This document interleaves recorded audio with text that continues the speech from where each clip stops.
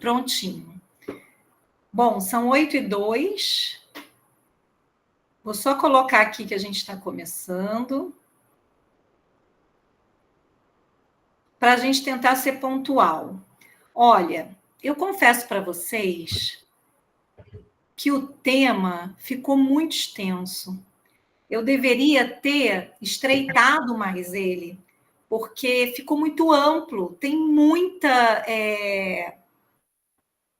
referência bibliográfica, muita coisa sobre o assunto. Então, realmente, eu tenho que repensar nesses temas na votação, porque eles têm que ser mais específicos.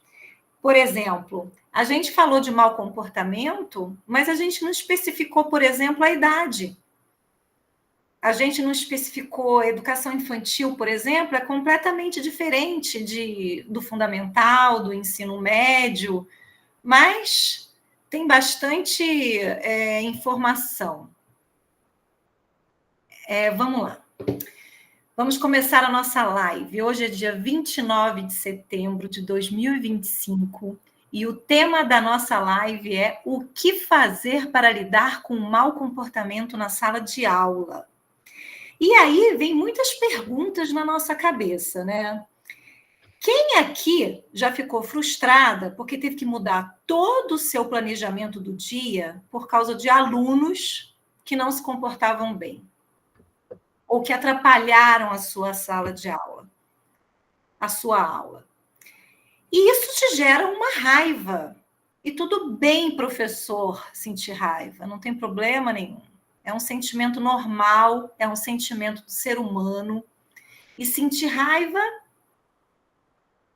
é simples, é um sentimento. Só que o que é preocupante é o que a gente vai fazer com essa raiva. Afinal, nós somos os adultos, né?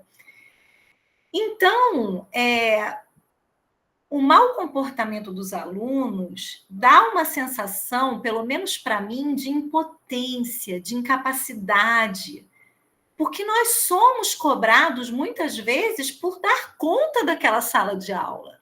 Né? Quantas vezes você já ouviu? Você dá conta, aquela professora consegue dar conta da sala.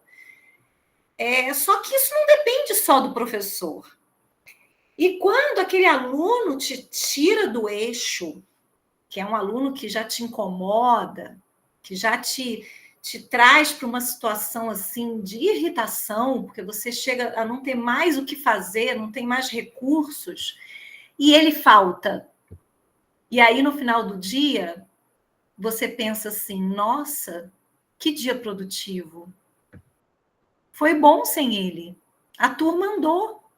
Eu consegui seguir meu planejamento, as crianças entenderam. E isso é terrível, porque o professor se culpa. Né? A gente pensa, poxa, não deveria estar pensando isso, né? Que sentimento ruim, que afinal de contas eu sou professor. Eu tenho que acolher todos os meus alunos. E o pior ainda é quando a gente pensa assim, nossa, hoje eu estou tão cansada, o meu aluno de nome 3 pontinhos poderia faltar hoje, né? Aí é o pior dos pensamentos. E esses pensamentos são totalmente contrários, né? Porque mostra o que a gente deseja, porque mostra de uma forma crua e nua o fracasso da educação. E como que o professor se sente sozinho, desamparado, sem ter troca, porque ele pensa isso, ele sente isso e ele ainda engole a seco, porque ele não pode pensar isso. Ele não pode sentir isso. Afinal, ele tem que tratar todos com igualdade, não é? Mas isso é difícil. Então, o que fazer? A gente tem que pensar.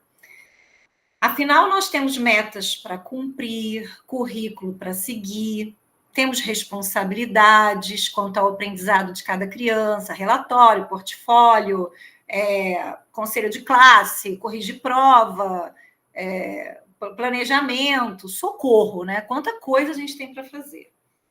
Mas você lembra da última live que a gente teve? Então, calma.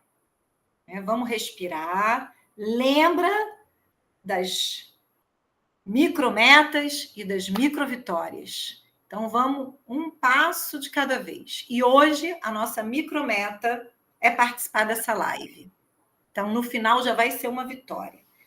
Então, vamos tentar fazer aquele nosso relaxamento, aonde você estiver, fazendo academia, fazendo o filho dormir. Oi, Luana, tudo bem? Aí, da forma que você estiver, tenta se conectar com o momento atual.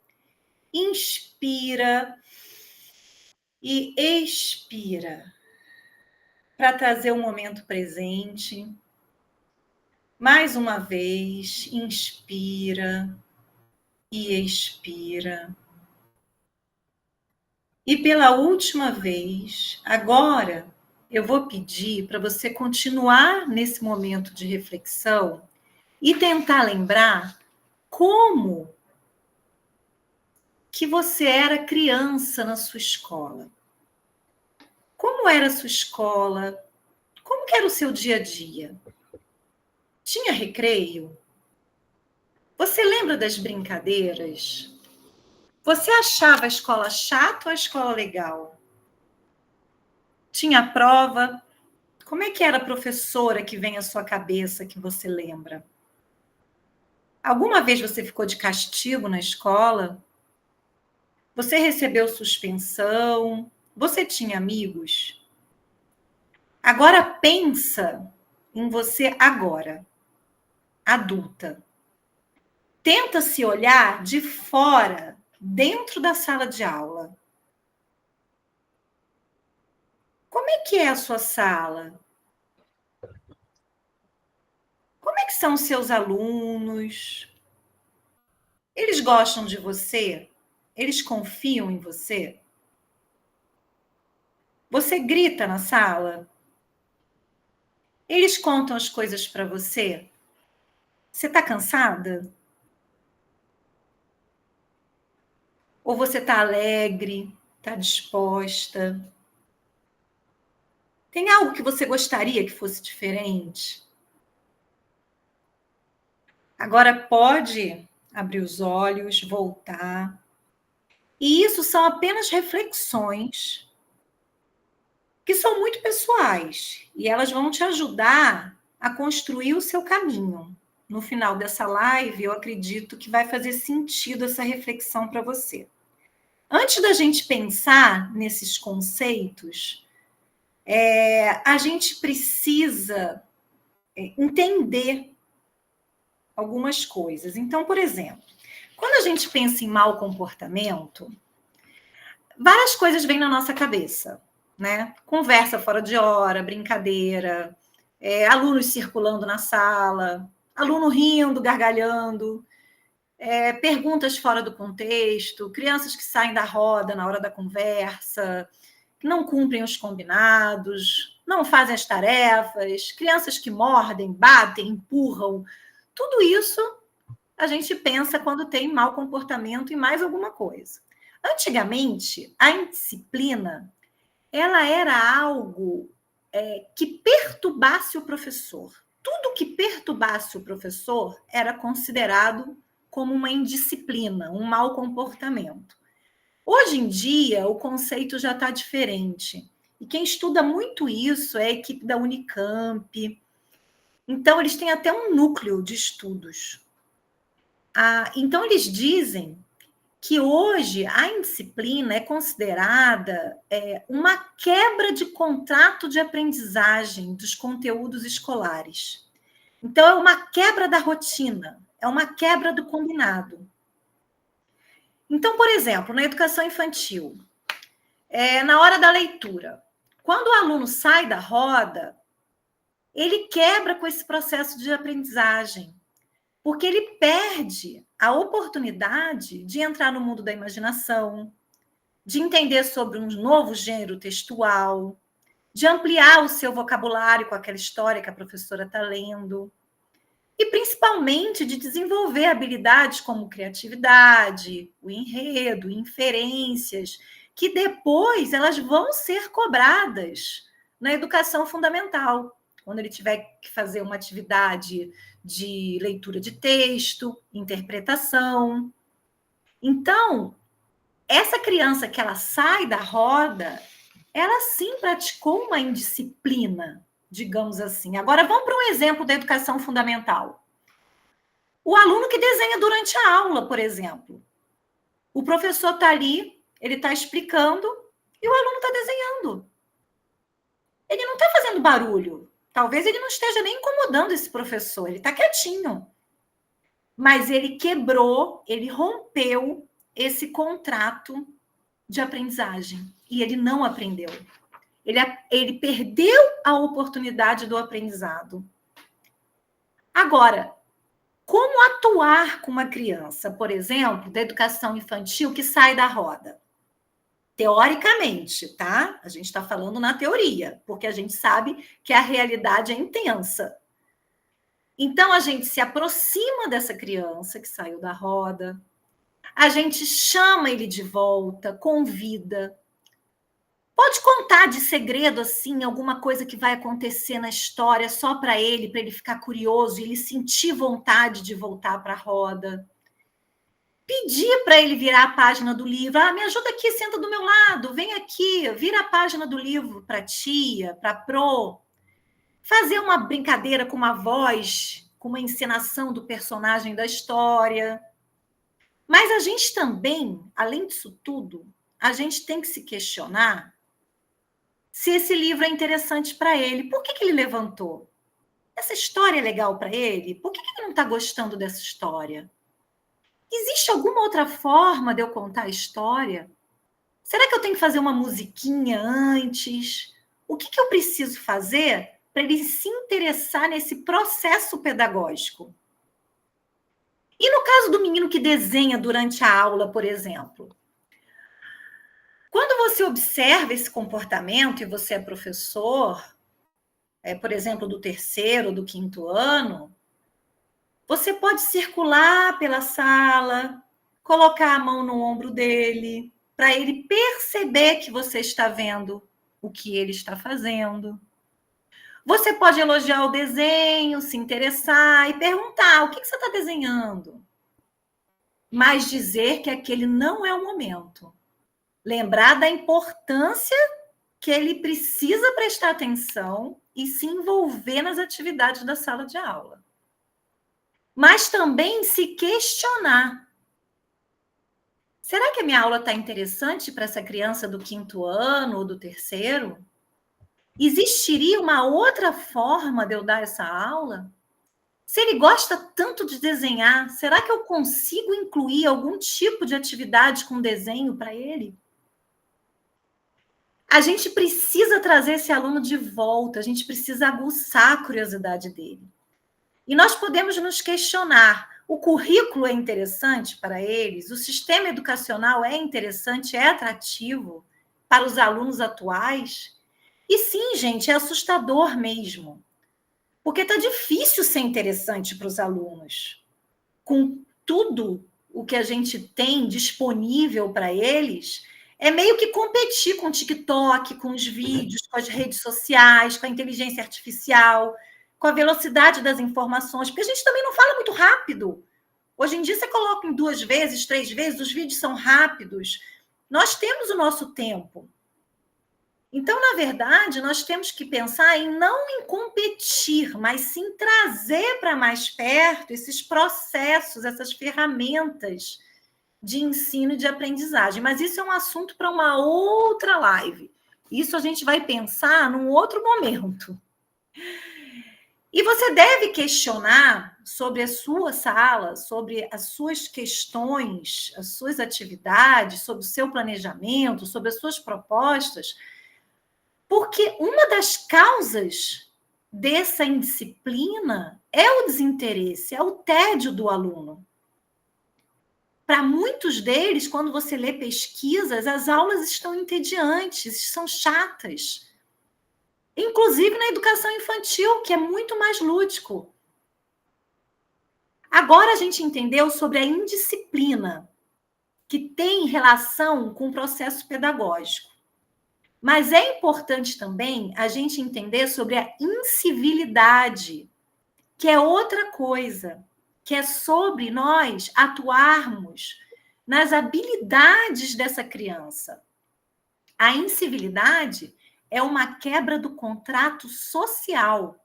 É quando você ultrapassa as regras sociais de boa convivência e você começa a perturbar o outro, a perturbar o grupo. Não se refere mais só a você, só o aluno.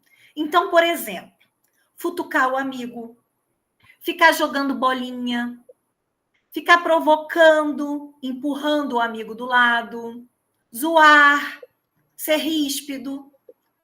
Nada disso é uma transgressão da regra da escola, que merece advertência, algo muito forte, mas são microviolências. E é importante o professor saber essa diferença, porque ele atua de forma diferente. Então, por exemplo, a gente falou da indisciplina, agora a gente vai falar do exemplo da incivilidade na educação infantil. Na educação infantil é mais complexo, porque a gente pode dizer que a criança começa a ter consciência que ela está incomodando o outro a partir dos 4, 5 anos, que ela já entende que está fazendo mal para o colega, que ela está deixando a outra criança triste. Antes disso, ela está testando os limites dela, ela está se entendendo como aluno, na sociedade, então ela está amadurecendo essa visão. Mas, por exemplo, vamos para a criança na roda de conversa. Vamos supor que ela tenha prestado atenção em toda a história. Ela se motivou nessa parte pedagógica. Ela não piscou enquanto você contava a história. Só que no final, assim que você acabou, você fez algumas perguntas. Ela entendeu o início da história, o meio da história, o fim da história. Só que logo ela se desinteressou e começou a empurrar o amigo do lado. Neste momento, a atuação do professor é diferente, porque ele gostou da história, não é nada pedagógico. Você não precisa se perguntar como foi a sua atuação pedagógica. Aqui ele está rompendo com a boa convivência social. E ele precisa entender o quanto isso está incomodando o amigo do lado. Então, você tem que trabalhar, por exemplo, habilidades. Então, o professor se aproxima e fala assim: eu estou vendo que você está empurrando seu amigo. Você não pode fazer isso. O seu amigo gosta de você e ele está ficando triste. Isso machuca. Você vê a tia empurrando alguma outra professora?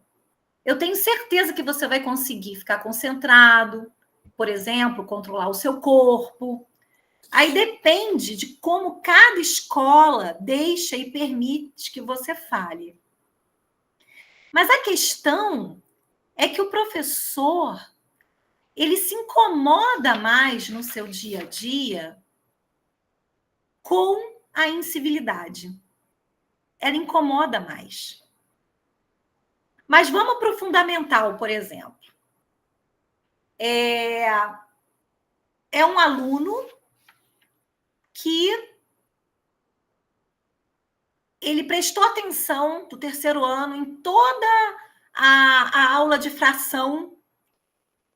Ele fez a atividade, ele estava feliz, mas ele começou depois a jogar bolinha no amigo.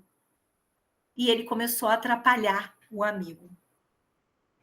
E aí, o que a gente vai fazer com essa criança, né? O que a gente vai fazer? Como que a gente vai atuar com ele? A gente vai trabalhar a empatia, a gente vai pedir para ele ficar, por exemplo, na aula de reforço, ajudando aquele aluno que ele atrapalhou. A gente pode conversar com os pais e pedir para esses pais, por exemplo, fazer algum trabalho social com ele fora da escola, para ele adquirir essas habilidades de compaixão, de empatia, de pensamento em grupo. Então, apesar do professor se incomodar mais no dia a dia com a incivilidade, a gente tem que lembrar que a gente não pode esquecer daquele aluno quietinho. Porque aquele aluno está quietinho, mas ele não está aprendendo. Ele pode estar sendo quietinho, mas ele pode estar atuando com uma indisciplina.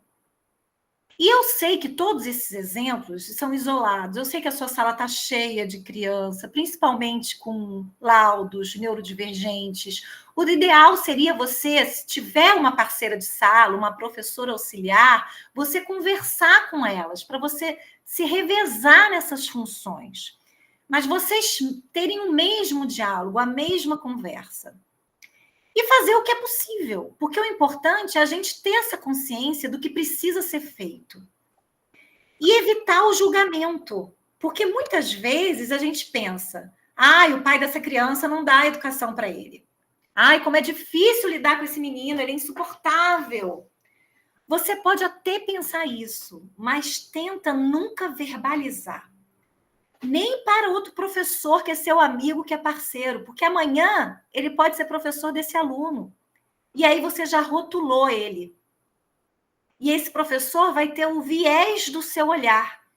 E esse aluno não vai ter a permissão para construir livremente a personalidade dele, porque já vai ter um rótulo na cabeça dele. E aí tem um professor doutor da PUC de São Paulo, que é o Joey Garcia. E ele diz assim: há um tempo atrás, você conseguia ver os pais dos seus alunos e ler os seus alunos. Então, por exemplo, você via pais que não falavam palavrão, comportado, você inferia que esse aluno seria assim também. Mas ele disse que hoje em dia está difícil essa leitura, porque às vezes os próprios filhos são extraterrestres para os pais. E quando esse filho chega na escola, ele fica mais ET ainda. Eu achei muito engraçado essa forma que ele falou. Por quê? Porque o acesso à informação está incontrolável. Os próprios pais não estão conseguindo controlar o acesso a todas as informações que seus filhos têm. E, além disso, os pais estão cada vez mais ocupados e mais indisponíveis. Então, quantas vezes, por exemplo, você falou para um pai do comportamento de um aluno seu e ele respondeu assim: nossa, ele nunca fez isso aqui em casa. E você pensa, como assim? Impossível, aqui na escola ele faz isso o tempo todo. E aí vem aquela raiva de novo que a gente falou no início, né? Daquela raiva na gente de falar, como assim? Só que você tem que deixar bem claro para a família que, por exemplo, a Ana, ela é filha, ela é neta, ela é irmã na família. Na escola, ela faz parte de uma turma com 20, 25 crianças. E a função da escola é diferente da família.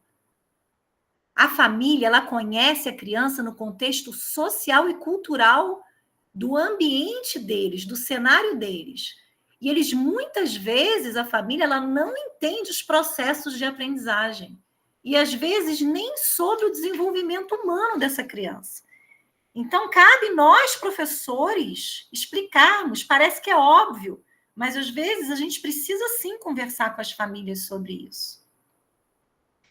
Então, para resumir, essa criança do fundamental, ela precisa desenvolver essas habilidades. E é importante entender que a maioria das vezes a indisciplina e a incivilidade, elas andam juntas. Então, muitas vezes você tem que pensar nas habilidades socioemocionais que você tem que desenvolver naquela criança e também nos processos pedagógicos, atividades, muitas vezes, particulares, diferentes para aquele aluno que não está conseguindo controlar o seu comportamento. É complicado, né? Porque eu sinto assim como médicos. Tem médicos, por exemplo, que eles vão tratar de doenças que eles não sabem as causas.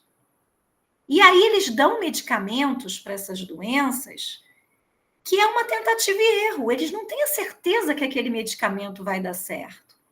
Cada vez eu vejo que tem uma proximidade entre a educação e a área da saúde. E tem mesmo. Porque os professores sozinhos, eles às vezes não conseguem chegar em resultados satisfatórios. Eles precisam de médicos, pediatras, neuropsicólogos. Então, existe uma proximidade mesmo. Mas eu vejo que nós, professores, temos que fazer uma anamnese. Sabe quando você chega no médico e tem uma pergunta? Sabe aquela avaliação diagnóstica que a gente faz dos alunos assim que eles entram? A gente tem que fazer também para entender os comportamentos, os conflitos, para ter uma visualização da nossa sala. Lembra da mexerica, da tangerina, que a gente tem que pegar cada gominho e olhar para cada gominho? É isso faz parte do nosso planejamento também. Então, esse aluno que te incomoda mais, que é aquele que fala, que desorganiza a sala, que tem muito a ver com a incivilidade, mas que ele tira nota boa, você tem que ter cuidado com ele, porque você não pode falar assim: ah, ele tira nota boa, tá resolvido, tá tudo bem. Não, não tá tudo bem. Ele não está adquirindo as habilidades importantes que ele precisa para conviver na sociedade, para depois ele estar bem no emprego. A habilidade técnica não é suficiente. Aí eu pergunto: se você tem que dar nota para as habilidades socioemocionais, sociais, ele vai tirar 0. E aí vai ficar preocupante. Então, a gente também tem que prestar atenção. Olhem quanta coisa numa sala de aula, quanta profundidade tem. E aí, quando a gente depara com esses maus comportamentos, incivilidade, indisciplina, a gente pensa qual é a causa, né? Por que essa criança está agindo assim? Várias coisas podem passar pela nossa cabeça. Essa criança está com dor? Ela está com fome? Ela está com algum problema emocional? Ela está enxergando bem? Será que tem algo cognitivo que eu ainda não reparei? Como será que é essa família? Será que tem alguém se separando na família? Será que teve alguma perda? Tem algo na sala de aula que eu não percebi na relação dele com os amigos? Ele está tendo muitos estímulos? Ele está dormindo o suficiente? Fica quanto tempo no celular por dia? Como é a relação dele com os familiares? Tudo vem na nossa cabeça. Porque a gente fica entendendo, tentando entender a causa desse comportamento, para nós tentarmos intervir da melhor forma. E o que às vezes desanima é que a gente pode buscar essa causa o ano inteiro. E às vezes não descobrir. A gente pode ficar sem a resposta, mas pelo menos a gente tem que ter na consciência de que a gente está tentando. Você, como professor, está tentando diagnosticar essa causa, você não está parado. O que a gente não pode é desistir desse aluno, desistir dessa vida que está se construindo, está se iniciando. E lembrando que às vezes você pode não ver o resultado como você gostaria, de acordo com a sua expectativa. É importante você trazer a sua expectativa para a realidade e até mesmo fazer uma comparação do aluno com o próprio aluno, nunca comparar um aluno com o outro, porque isso não é incentivador, e tentar comparar o que ele está evoluindo. Um recurso que ajuda muito a essa comparação é você fazer com o próprio aluno. Mesmo no infantil, você faz uma autoavaliação com ele, a cada mês, por exemplo. Eu sei que a gente não pode tirar a hora do parque, mas pede para ele esperar 5 minutinhos ali antes de ir para a brincadeira, ou entre uma atividade ou outra, você chama ele e faz um caderno do crescimento, um caderno do meu caminhar, que ele pode até desenhar, se ele ainda não souber escrever ou ler. Desenha como é que você se comporta na aula. Aí, mês que vem, olha, você melhorou? E aí ele vai conseguindo, no concreto, visualizar essa evolução, esse desenvolvimento. Porque tudo isso interfere no processo de aprendizagem, na nota dele, na habilidade técnica, na prova. E muitas vezes você muda o seu planejamento para atender essas necessidades específicas dos seus alunos. E nem precisa ter laudo para isso. A gente sabe muito bem que tem alunos que têm questões emocionais que nos dá muito mais gasto de energia do que alunos neurodivergentes, por exemplo, com laudo. Então, por isso, recomenda-se, todos os estudos que eu li, recomenda-se construir combinados com essas crianças, vocês juntos. Esses combinados, eles são muito importantes. Porque você tem as duas partes ali fazendo um acordo. Então, por exemplo, eles vão entender o motivo do combinado, entender os porquês desses combinados e, inclusive, as suas consequências, se esses combinados não forem construídos juntos. E eles se responsabilizam. Só que é importante também que você os escute, se for possível, no sentido, vamos fazer um combinado da rotina? Que horas vocês querem escolher para desenhar? Inclusive o fundamental, tá? Porque até o 5º ano as crianças gostam de desenhar, as crianças gostam de brincar. E ainda mais do que a educação infantil, porque o tempo é muito reduzido para brincadeira e às vezes tem escolas que nem espaço tem para eles. Então, que horas vocês preferem a leitura? O que for possível você flexibilizar na sua rotina para atender o desejo dos seus alunos é interessante, porque aí são combinados bilaterais, dão uma sensação de autonomia, de pertencimento, de responsabilidade. A gente viu daqueles autores na aula passada, desculpa, na live quinzenal, a primeira live sobre as metas, que eles falam como esse autoconhecimento, esse pertencimento, essa autonomia é importante. Então, a gente tem que pensar, e agora eu vou compartilhar com vocês a tela, e não vou conseguir mais olhar para vocês. A gente tem que entender que a incivilidade é, sim, o que mais convoca o professor, é o que mais perturba o professor. Porque muitas vezes ela é agressiva, esse mau comportamento. Agora, vamos pensar no olhar do aluno. Ele conhece as regras sociais? A família dele ensinou isso para ele? E se ele for um aluno vulnerável socialmente? Às vezes, a única forma desse aluno entender sobre convivência com outras pessoas é com você, é na escola. Já pensou que talvez a única pessoa que ensine isso a ele é você? Que você é o exemplo dele? E que talvez você seja a esperança dele? Um modelo de paciência? Então, agora, eu vou compartilhar aqui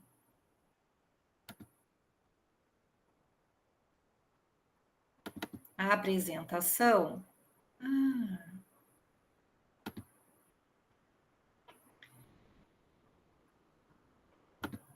Eu vi aqui que eu consigo colocar picture in picture. Deixa eu tentar, que aí vai ser mais tranquilo. Ah, legal.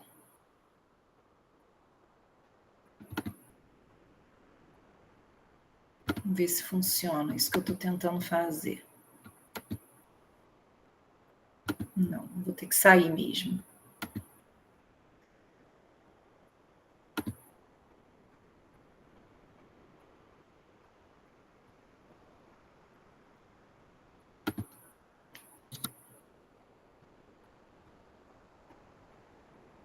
Olha, essa aqui é uma pirâmide neurológica de Gills. Vocês estão vendo aqui o ambiente? Deixa eu ver, só está sendo compartilhado? Dá um ok para mim, só para eu saber. Tá, voltei aqui e vi. Tá, obrigada, Lisa. Então, olha essa pirâmide, ela é muito usada em PNL. Aqui você consegue identificar o mau comportamento em que nível tá. Normalmente, o ambiente é a base de tudo. Por isso que é importante o ambiente escolar. Nas empresas, eles chamam isso de... Porque isso é usado em empresas também, é usado em vários lugares. E isso é falado assim, como é importante esse ambiente, porque a escola ela não consegue mudar o mundo, mas ela consegue mudar o ambiente desse aluno. O professor também. E olha como ele é importante. Ele influencia no comportamento dessa criança, nas capacidades que ela vai desenvolver, nas habilidades que ela vai desenvolver, nas crenças que ela vai acreditar e na identidade, no eu sou e no legado, no propósito da vida dela. E dá para você perceber uma criança que nasce no Brasil, no ambiente brasileiro, e uma criança que, por exemplo, nasce no ambiente japonês, no Japão, é completamente diferente. Então, ele influencia no comportamento. Então, há de se ter professores acolhedores, amorosos, gentis, onde a criança se sinta segura, feliz, onde o clima na escola, principalmente entre os professores, seja positivo, onde o guardinha dá bom dia na hora que ele chega, ou o tio da portaria fala com ele, a moça da limpeza tem um olhar cuidadoso para ele. Todos na escola são educadores. Então, é muito importante esse ambiente. Não vai dar para eu explicar como a gente aplica essa metodologia para a criança no mau comportamento, mas tem como aplicar. E a gente, porque já são 8h38, passa muito rápido. Então, o que acontece? A gente pode combinar num outro momento, mas você percebendo onde você tem que atuar, fica muito mais fácil.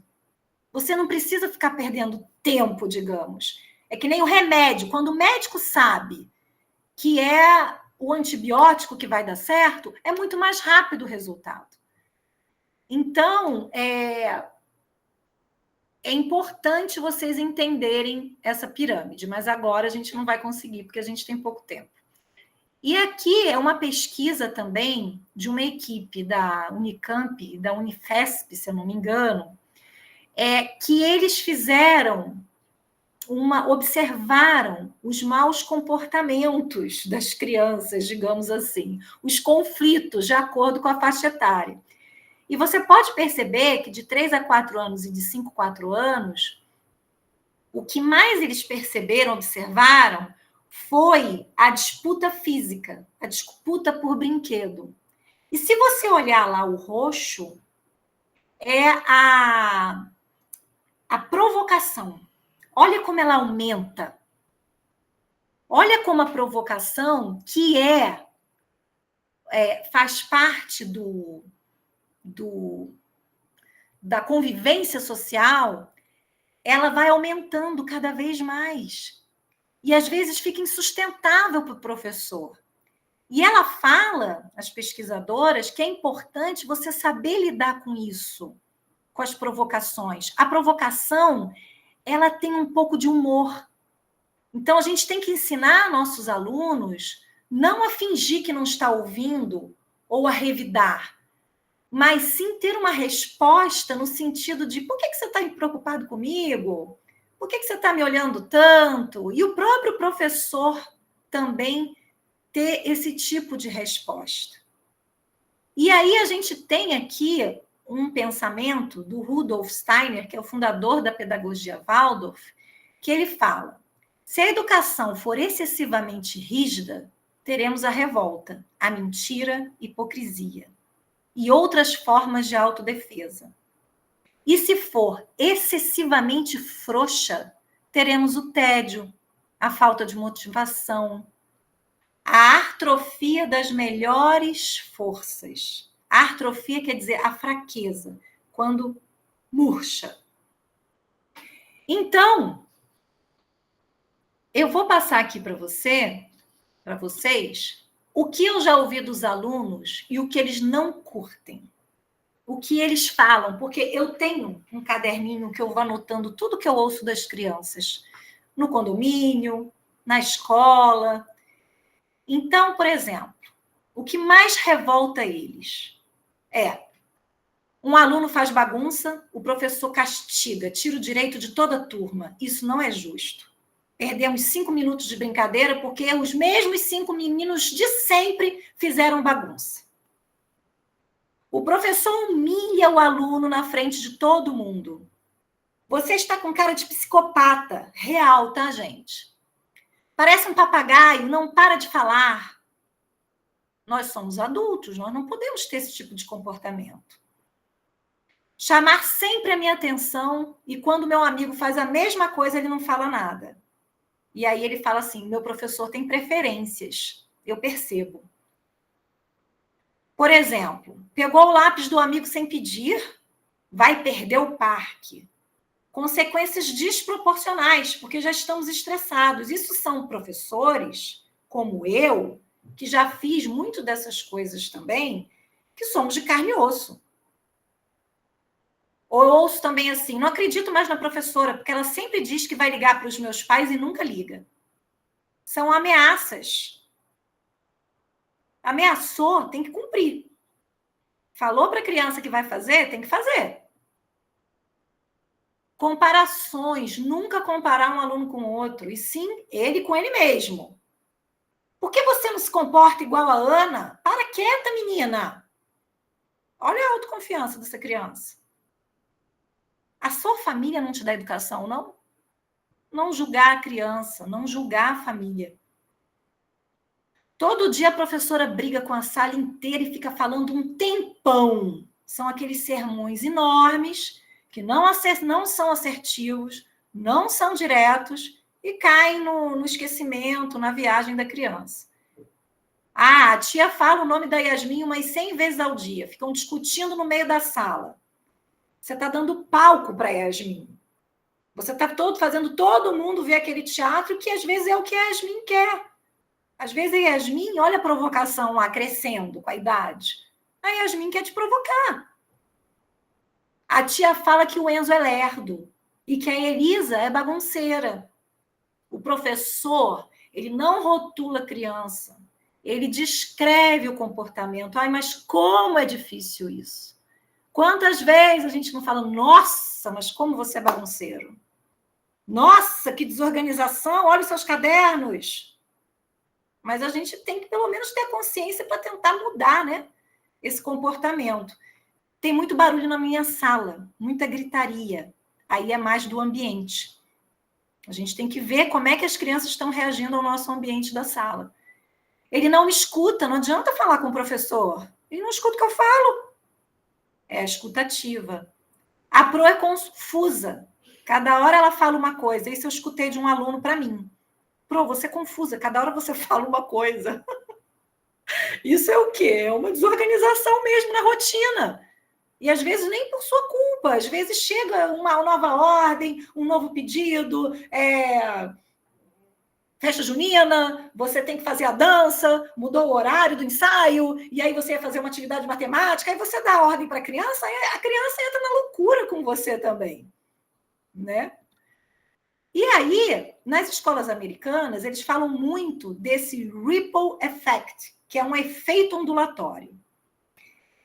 O que você planta ali, o que você fala de positividade, ele se espalha, ele reflete. Então, eles falam como é importante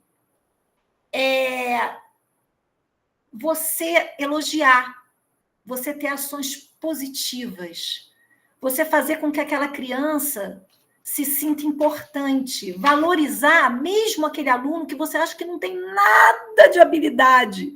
Pega algo e valoriza. E aí os outros, eles vão querer o mesmo elogio e vão tentar fazer algo para também ter o mesmo elogio que você deu para o outro, né? Ou parecido.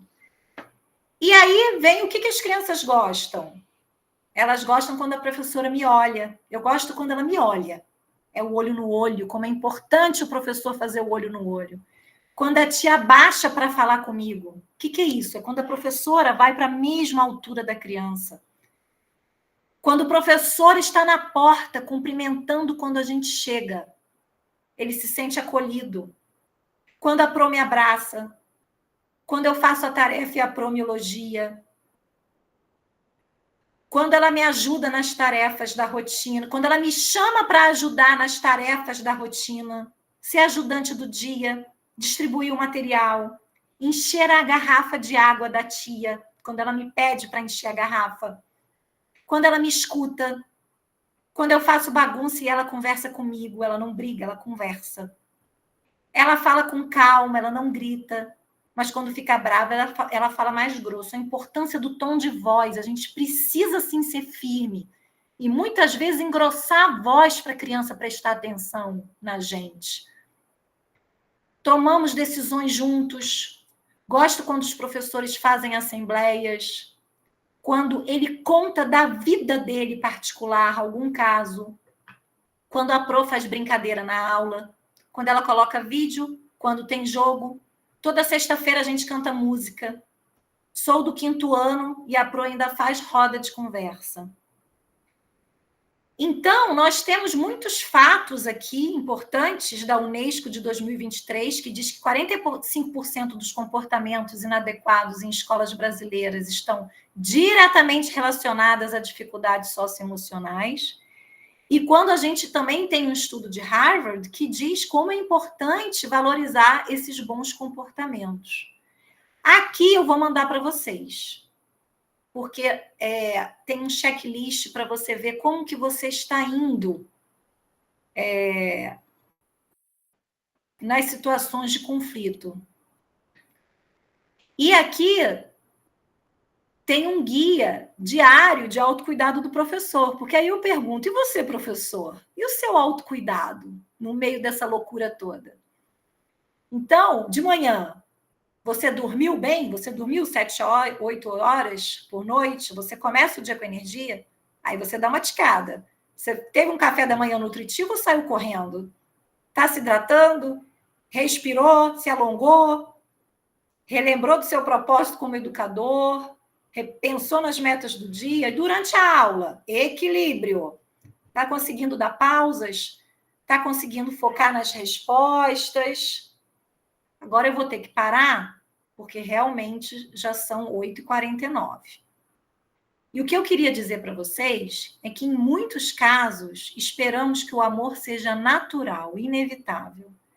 E, por isso, nos frustramos quando ele exige esforço, diálogo e paciência. Essa é uma reflexão. E o que vocês praticam diariamente, Pro, é puro amor. Então, a gente tem que ter paciência mesmo. Agora,